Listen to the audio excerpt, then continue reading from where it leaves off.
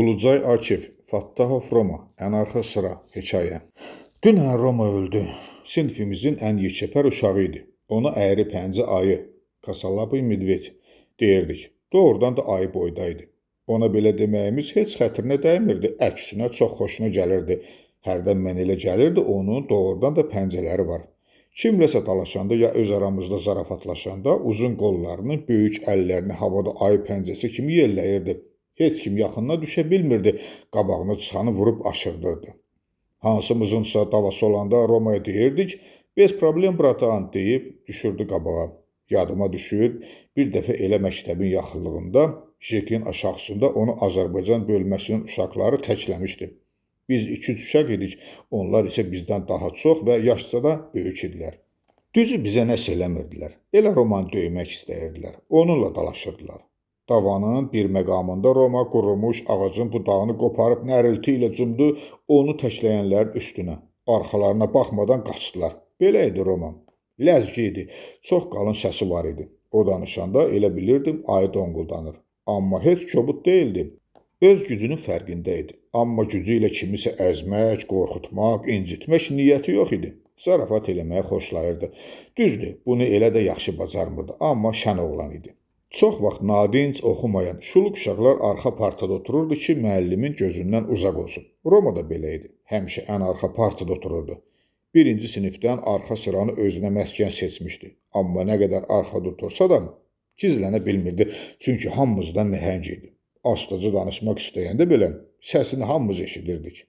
Dərslərini heç oxumurdu, dvoşnik idi. Aldığı ən yaxşı qiymət 3 olurdu. Amma müəllimlər onu çox istəyirdilər, çünki ürəyi təmiz idi. Müəllimlərə qarşı hörmətsizlik eləmirdi.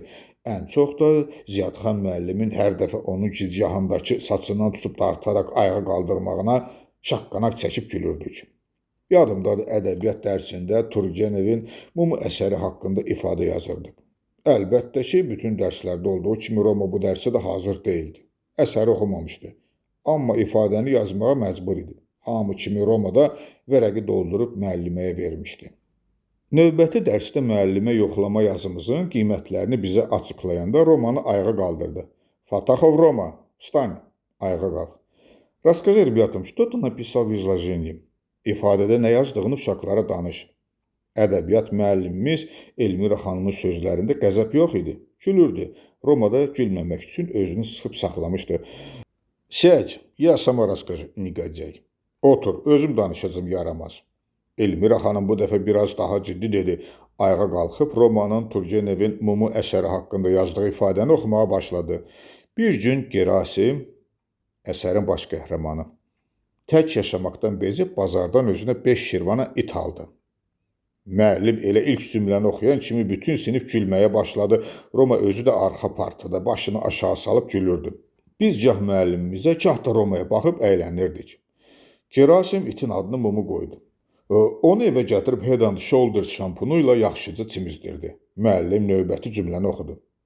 Müəllimimizin gülməkdən gözləri yaşarmışdı. Gerasim Mumuya çoxlu yemək çalırdı. Hər gün 2 şirvan pul xərcləyirdi ona. Mumu keyf eləyirdi. Növbəti cümlə. Əyləncə böyüdükcə daha da ürəkdən gülürdük. Sonra müəllim Romanı yazdığı ifadənin son cümləsini oxudu. Bir gün Gerasimin pulu qurtardı, gördü ki, Mumuya yemək ala bilmir, aparıb Mumunu bazarda 5 şirvana satdı. Sizə yalandan bu cümləyə çox kədərləndiyimizi, sinifə sükut çöktüyünü deməyəcəm. Bu sonluğa da xeyli gülmüşdük. Deyəsən həmişə 2 alan Roma həmin gün ömründə ilk dəfə yoxlama işindən 3 almışdı.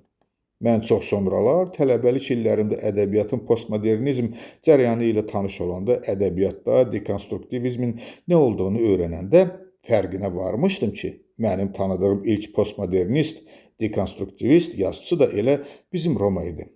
Fattahov Roma, ən arxa sıra. Ruhun şad olsun.